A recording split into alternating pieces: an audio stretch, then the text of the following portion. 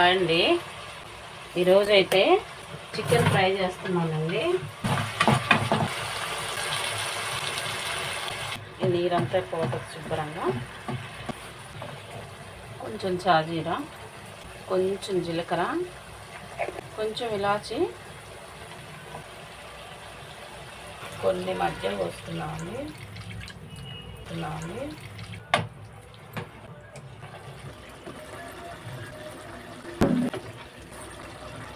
గరం మసాలా, కొంచెం ధనియాల పొడి, చిన్న టమాటా ఒక్కటే వేసాను.